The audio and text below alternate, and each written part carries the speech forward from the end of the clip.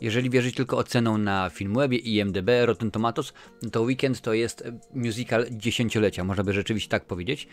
I na pewno nie jest źle, jeżeli chodzi oczywiście o aspekt muzyczny. O tym oczywiście będzie troszeczkę więcej, pomówię o fabule, o postaciach, o tym jak ten film przede wszystkim wygląda, bo to jest oczywiście siła tegoż filmu. Jako takiej fabuły nie będę zdradzał. No, jest to kontynuacja, można powiedzieć, Czarnoksiężnika z Krainy Oz i tylko tyle można powiedzieć w tym aspekcie.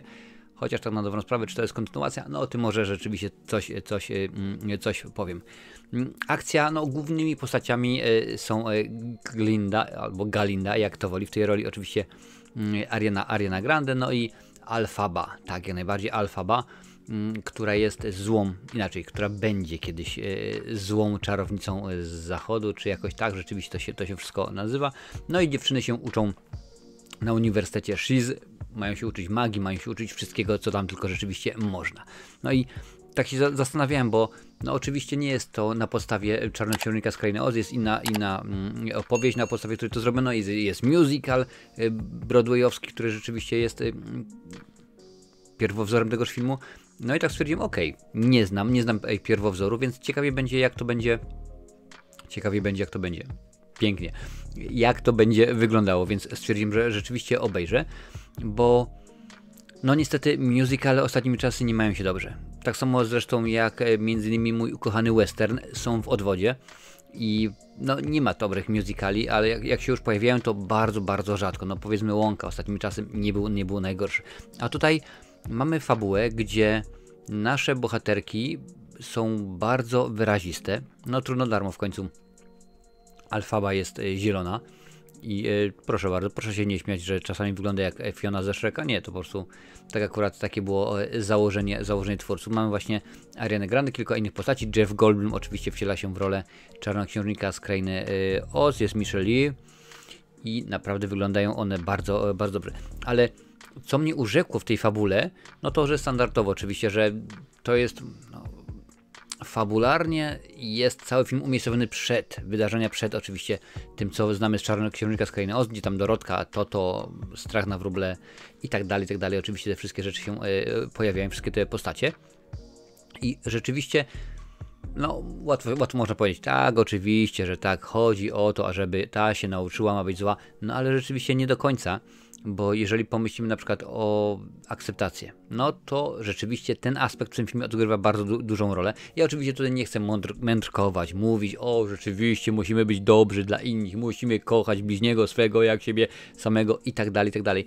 Nie, ale bardzo często, kiedy dostajemy film, gdzie powiedzmy są poruszane ważne tematy, tak, tematy odwalenia kogoś na drugi tor, tak brzydko mówiąc, po prostu tematy, no można byłoby powiedzieć rasizmu, tematy nie braku akceptacji innych osób, no to jest takie dzieło dydaktyczne, tak, to się z tego robi taki dramat psychologiczny, że siadamy i bardzo często się zastanawiamy, co się będzie działo, a tutaj to wszystko jest podane w bardzo ładny, fajny sposób.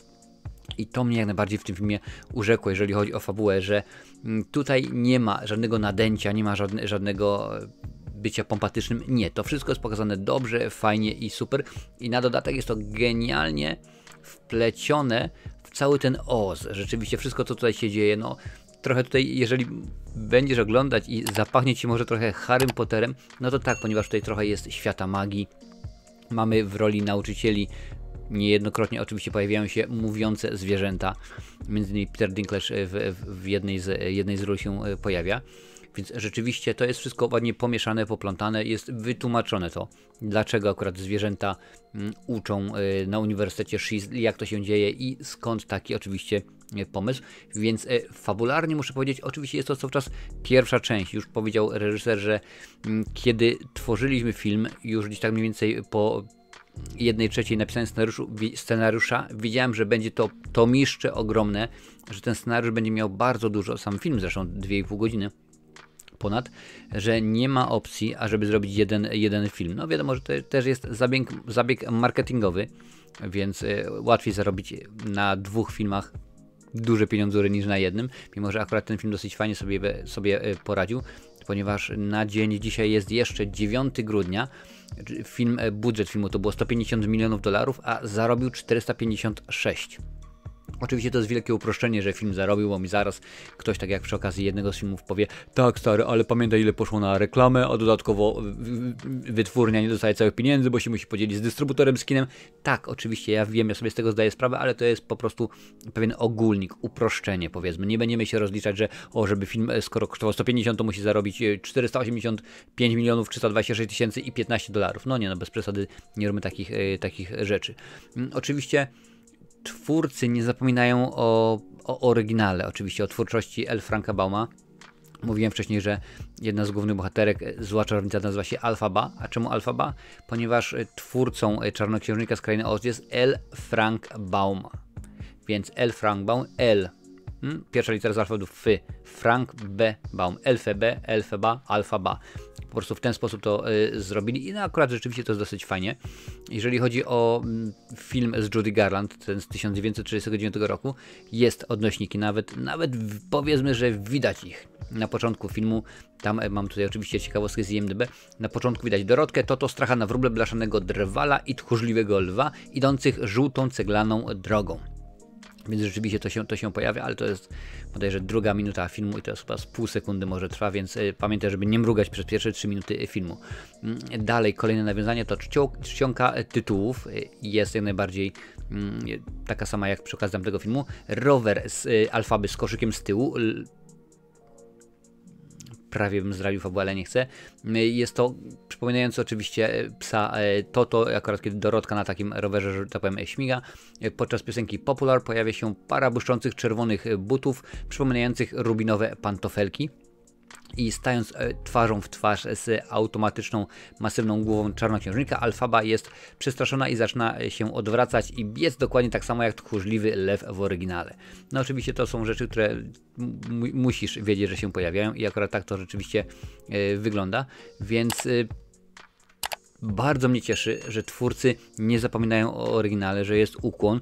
To nie jest, wiesz, na zasadzie, o tak, musimy podążać jak najbardziej. No nie czarujmy się. Wiele wersji już było Czarnoksiężnika z Krainy Oz, od bajki, pewnie pamiętasz, a może nie, z Jetsonami, od Hanny-Barbery przez właśnie wspomnianą Judy Garland, aż po Jamesa Franco skończywszy, więc tego było mnóstwo i no nie ma potrzeby po prostu po raz wtóry, chyba że się właśnie zgadza w Oscarach firma Mamona Kasuchi i Szmal, no ale to już jest inna inszość. Nie była to oczywiście pierwsza próba, pierwsze podejście do adaptacji tegoż musicalu, tejże książki, bo po debiucie powieści George'a Maguire'a Wicked w 1995 roku, to właśnie na podstawie tejże książki jest zrobiony ten film, Demi Moore miała wyprodukować adaptację filmową z Marsem Plattem. Projekt został opóźniony z powodu rozwoju musicalu scenicznego. Oczywiście musical, który do dzisiaj jest grany, za chwilę powiem dokładnie co, gdzie jeszcze, jak i kiedy. Więc rzeczywiście nie byli to oczywiście wykonawcy również. Tak, pewnie, że tak, jak najbardziej. Ty będziesz i dziękuję bardzo. No nie, oczywiście tutaj też się to zmieniało, bo Ariana Grande, tak, fajnie rzeczywiście zakochał się w niej reżyser, ale wcześniej było kilka innych wokalistek, między innymi Samantha Carpenter miała wystąpić, ale niekoniecznie. Pierwotnie rolę Glindy, jak to woli, otrzymała Lady Gaga. Otrzymała propozycję zagrania roli Alfaby, czyli jednak nie Galindy, a Alfaby. No jednak się pomyliłem. Ale ostatecznie postanowiła, i słuchaj, tutaj to jest dopiero nieporozumienie. Czemu? Odrzuciła ją, bo ostatecznie postanowiła zagrać Harley Quinn w drugiej części Jokera. Rozumiesz? No okej, rzeczywiście mogła mieć może pomysł, to będzie ciekawsze, ale no nie specjalnie wyglądało to dobrze. Jokera akurat recenzowałem jakiś czas temu, więc było słabo. Sabrina Carpenter dwukrotnie obiegrała się o rolę Glindy. Reżyser John Chu powiedział, fizycznie Carpenter była bezbłędna jako Glinda i jest bardzo charyzmatyczną artystką, ale nie miała skali głosu wymaganej do tej roli. W chwili, gdy zobaczyliśmy taśmę Ariany Grande, wiedzieliśmy, że to nasza Glinda. I krótko mówiąc, to wszystko, dziękuję bardzo, już było zaklepane i nie było innej opcji. I rzeczywiście bardzo mnie to cieszy, no mimo, że tak, no Lady Gaga miała być nie Glindą, a miała być Alfabą, tutaj były przetasowania, no ale rzeczywiście wiadomo było, że skoro to jest musical, no to tutaj musi być śpiewane, tak? Musi być głos, musi być skala, musi być dykcja, więc ja naprawdę nie miałbym takiej możliwości, ażeby nawet tam stać gdzieś w trzecim rzędzie, w chórze, tyłem, wiesz, twarzą w błocie i coś tam, jakieś murmurando uskuteczniać, bo bym się nie nadawał. No ale wiadomo, że akurat tutaj panie dawały radę i o ile drugi plan, czyli powiedzmy chór i całe tło tegoż filmu było nagrane wcześniej, bo tak to się akurat robi w musicalach, że mamy musical i wszystkie piosenki, które mają być wykonywane, są nagrane wcześniej w studio, a później jest oczywiście puszczane z playbacku i aktorzy tylko oczywiście ruszają ustami. No ale panie stwierdziły, nie tym razem, rzeczywiście nie tym razem, my chcemy śpiewać. No i to była wielka zagwozdka dla reżysera, dla Johna Chu, ponieważ no tak się tego nie robi, tym bardziej, że mamy tutaj oczywiście różnego rodzaju sekwencje taneczne, mamy sekwencje, gdzie dziewczyny no latają, a tutaj nagle chcą same śpiewać? Tak, my tak to zrobimy, będzie super, będzie rewelacyjnie. No i rzeczywiście zgodził się, no i udało się, rzeczywiście to wygląda super, wygląda rewelacyjnie, wygląda bardzo, bardzo obiecująco. W ogóle film, tak jak on wygląda, to byłem bardzo zbudowany tym, bo no niestety, albo stety, to już zależy od tego jak wolisz. Ostatnimi czasy przyzwyczajono nas do tego, że najczęściej mamy zielony czy tam niebieski ekran. Domyślam się, że skoro mamy aktorkę pomalowaną na zielono, to pewnie byłby niebieski ekran. No i oczywiście aktorzy odgrywający pozy na niebieskim ekranie, potem w komputerze to wrócimy. A tutaj gro tych rzeczy, no bo wiadomo, że nie wszystko, no bo nie dało się, ale gro tych rzeczy było zbudowanych. Te scenografie, one rzeczywiście powstały. Te tulipany, one powstały. Mam tutaj napisane 9 milionów tulipanów. 9 milionów tulipanów, które miały być częścią krajobrazu Munchkinlandu. Więc to rzeczywiście było zrobione fizycznie. Praktyczne scenografie zostały zbudowane i uzupełnione za pomocą CGI, czyli komputerowo generowanych efektów, zamiast być filmowane na niebieskich ekranach. Reżyser chciał, aby świat Oz sprawiał wrażenie prawdziwego miejsca, a nie tylko generowanego komputerowego tła. No i to rzeczywiście wygląda, naprawdę, bo ten film, no to jest musical, tak? No to ma być rzeczywiście fajna sprawa. Dobrze, poruszamy ważny temat, poruszamy rzeźki temat, ale zróbmy to w ciekawy sposób. To jest musical, więc musi być ładnie, musi być pięknie. I rzeczywiście wycyzelowane są pięknie te wszystkie scenografie. One wyglądają cudownie. Naprawdę, no nie wiem, co bym teraz mógł mówić jeszcze, czy to powiedzmy te tulipany, czy budynki, czy rzeczywiście wszelkiego rodzaju inne rzeczy, to wygląda dobrze. Stroje również, naprawdę stroje również są niesamowite. W ogóle były problemy, bo nie wiem, czy wiesz, a jeżeli nie wiesz, to zaraz się dowiesz. Ariana Grande ma mnóstwo tatuaży. No więc trzeba było coś z tym zrobić, bo no, jej Glinda, czy tam Galinda, nie mogła mieć oczywiście tatuaży, więc zostało to wszystko zakryte specjalną charakteryzacją. Również nasza Alfaba, żeby było łatwiej, no to aktorka wzięła i zgoliła głowę. Zgoliła głowę, żeby było rzeczywiście łatwiej zrobić peruki. A peruk w tym filmie było po prostu mnóstwo. 3,5 tysiąca. 3,5 tysiąca peruk stworzono na potrzeby, no oczywiście nie tylko głównej bohaterki, ale na potrzeby wszystkich, którzy się pojawiali w tym filmie. Więc rzeczywiście jest to bardzo duże przedsięwzięcie. No i dosyć piękny jest efekt tego, bo rzeczywiście twórcy się postarali, że to ma być wycyzelowane, to ma być cymes i tak to rzeczywiście w tym aspekcie jest. No ale właśnie jest ale, ponieważ mówiłem wcześniej, że pojawia się kilka innych postaci, no między innymi Jeff Goldblum w roli Oza. Zastanawiałem się, czy on tu będzie pasował, no bo niestety ja akurat Jeffa Goldbluma mam cały czas w głowie, no pewnie nie powinienem, bo to już wiele lat minęło, prawie 40 od czasu filmu Mucha. No i akurat ja go gdzieś tam mam w głowie jako przerażającego faceta, no ale widać potrafi się zmienić, tak, no bo jeżeli jego rola chociażby w świecie Marvela była troszeczkę inna, w Jurassic Park też oczywiście było inne, tutaj też jak najbardziej, więc no nie jest najgorzej, jeżeli chodzi o Jeffa Goldbluma. Co do samej jeszcze wrócę fabuły, podobają mi się, jest kilka zwrotów akcji. Czegoś, czego moglibyśmy się naprawdę nie spodziewać, bo o ile sam film spokojnie, fabuła sobie leci linearnie, bez problemu, no to później jest kilka wydarzeń i my tak się zastanawiamy, ale czy to naprawdę o to chodzi? Czy to naprawdę? No bo ten film ma nam dać odpowiedź na to, kim jest Oz, kim jest zła czarownica, kim jest dobra czarownica. I mamy się tego wszystkiego oczywiście dowiadywać. Jeżeli jesteś uważną widzką bądź widzem, to będziesz wiedzieć już dokładnie, co się wydarzy.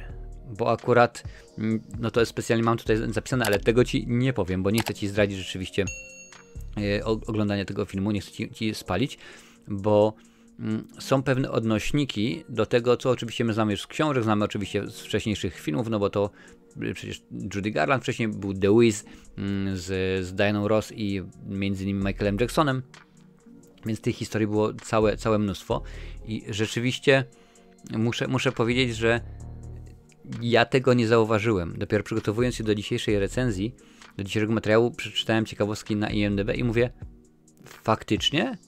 Mówię, ale to mi się podoba. Rzeczywiście takie rozwiązania, jakie zastosował reżyser, gdyż no co tu dużo mówić, kiedy mamy głównych bohaterów i no, mamy za zadanie albo z nimi sympatyzować, tak, albo ich nie lubić. No i jeżeli oczywiście udało nam się to, no to reżyser spełnił się w 100% i tak to rzeczywiście miało wyglądać i tak to rzeczywiście wyglądało. Tak jest przy okazji tego filmu. Żeby było śmieszniej, zdjęcia do tego filmu rozpoczęły się 20 lat po debiucie Wicked na Broadwayu, więc już 20 lat jest grane, no długa jest droga na salony hollywoodzkie, można by powiedzieć. Spektakl nadal jest grany w Gershwin Theatre cały czas, 2024 rok, więc możesz sobie spokojnie to zobaczyć, możesz sobie obejrzeć, jeżeli będzie ci dane kiedyś być w Nowym Jorku, to wybierz się, bo zapewne warto, tym bardziej, że odtwórczynie oryginalnych ról pojawiają się tutaj, tak jak mówię, gdzieś tam jakby stały obok mnie na widowni, się po prostu machać ręką, czy powiedzmy tak, czy zaprosić ludzi na kremówki, albo cokolwiek rzeczywiście innego, ale no, musical musi mieć świetne piosenki, no i tutaj nie może być inaczej. Dostałem niedawno właśnie informację, że na Spotify ścieżka dźwiękowa z tegoż filmu Święci Triumfy po prostu jest bestsellerem #1 i tak dalej. Święci Triumfy, świetnie się słucha. I wcale mnie to nie dziwi, no bo rzeczywiście Ariana Grande to jest artystka bardzo znana, artystka wszechstronna, więc nie ma takiej możliwości, ażeby to nie był hit. Tym bardziej, że panie, jak mówiłem już wcześniej, śpiewają na żywo i no nie powtórzy się kasus chociażby Enrique Iglesiasa czy jakichś tam innych podróbek, gdzie śpiewane jest z playbacku albo po prostu całkowicie głos jest zrobiony, żeby to rzeczywiście wyglądało. Nie tym razem. I miałem zagwozdkę, ponieważ kolega z pracy, z którym rozmawiałem, Conor, pozdrawiam Cię, bo i tak nie oglądasz, więc mogę Cię pozdrowić. No, Irlandczyk, mieszkam w Irlandii, więc trudno darmo. Mówi, stary, obejrzałem Wicked i to jest kompletna bzdura. To jest totalna bzdura, ten film w ogóle nie ma sensu. Czarnoksiężnik się tylko pojawia na chwilę, a poza tym to, tamto i siamto. No i tak się zastanowiłem, no niestety z takim nastawieniem ten film obejrzałem. Mówię, kurczę, skoro się nie podoba. No ale potem sobie uzmysłowiłem, że pomiędzy nami jest 20 lat, ponad 20 lat różnicy, no i inaczej odbieramy, a poza tym ja inaczej patrzę na filmy. Nie tylko, że to musi być sensowna, logiczna fabuła, ale jeżeli idę oglądać musical, no to idę oglądać musical. I to ma być coś pięknego, coś fajnego i ma być zasadność, tak? A poza tym musi być ciekawa fabuła, muszą być wyraźne postacie i to musi być coś, co rzeczywiście przykuwa moją uwagę. Więc tak, więc powiem jutro koledze w pracy, że tak, bzdurą jest to, co ty powiedziałeś, a nie ten film, bo Wicked to jest rzeczywiście wydarzenie. Mam nadzieję, no co prawda nie udało się to Quentinowi Tarantino, o którym się mówiło, że jak najbardziej on to potrafi wskrzesić gatunek jak nikt inny. Przy okazji oczywiście filmu Nienawistna 8. Nie udało mu się wskrzesić westernu. Powoli widać, że ten musical gdzieś tam wraca, wiesz, bo był Wonka, oczywiście z Timothée Chalametem. Musical bardzo fajnie przyjęty, no i rzeczywiście zrobił ładne pieniążki. Wicked, jak już mówiłem, no trzykrotność swojego budżetu zarobił, więc też jest fajnie, a pamiętaj, że tak naprawdę film jest grany w Ameryce bodajże 3 tygodnie, w Europie wszedł do kin bodajże 2 albo 3 dni temu, więc jeszcze domyślam się, że pewnie kolejne rynki się otworzą, to może być całkiem niezły pieniążek i tak, będę z niecierpliwością czekał na drugą część. W 2025 roku oczywiście ma być druga część, taki jest plan i jestem ciekaw. No niestety domyślam się, co się stanie, No bardzo, bardzo mi przykro, tak przygotowując się spaliłem sobie troszeczkę fabułę drugiej części. No, wystarczyło pewnie obejrzeć musical albo przeczytać książkę i bym wiedział dokładnie, jakie będzie zakończenie, ale nie chcę. Ale nie chcę, bo rzeczywiście ten film sprawia, że no jak dla mnie będzie to, domyślam się, gdzieś tam top 10 filmów roku, bo jest on dobrze zagrany, nie można powiedzieć rzeczywiście, że nie. Nawet Jeff Goldblum, którego się obawiałem, jest niesamowity. Michelle Yeoh, no słuchaj, no nie będę mówił, że jest słaba, że jest nie. Fabuła jest interesująca, muzycznie i wizualnie ten film sam się broni, tutaj nie trzeba nic w ogóle dodawać. Ja w ogóle nie powinienem ani jednego słowa na ten temat powiedzieć, poza tym, że muzyka, scenografia, jak to mawia Zibi Boniek, top. Także rzeczywiście i to powinno wystarczyć za wszystko. Są zwroty akcji, których po takiej produkcji bym się nie spodziewał, a rzeczywiście mają ręce i nogi, to jest wszystko fajnie w porządku. No jeżeli miałbym się już rzeczywiście do czegokolwiek przyczepić, no to zwierzęta. No wiadomo, że są animowane komputerowo, czyli CGI, komputerowo generowane efekty. Nie wygląda to za dobrze. Rzeczywiście ta interakcja ze zwierzętami, zwłaszcza w pewnej scenie, nie wygląda rzeczywiście za dobrze, ale nasi bohaterowie są dobrzy, są ciekawi, są interesujący, więc tak, jak najbardziej, wybierz się na ten film do kina. Jeżeli nie było Ci dane zobaczyć może wcześniejszej wersji, to w opisie, także w przypiętym komentarzu wrzucę link do filmu z Judy Garland, a może nawet znajdę ten The Wiz z Michaelem Jacksonem. Może sobie obejrzeć, zobaczyć, żeby mieć na gorąco, można móc porównać. Wiadomo, że oczywiście technologia jest całkowicie inna. No, trudno darom porównywać film z 2024 roku do tego, co było w 1939, czy tam powiedzmy w latach 70., kiedy Michael Jackson kręcił film, a właściwie występował w takim filmie, ale rzeczywiście ten film ma to coś.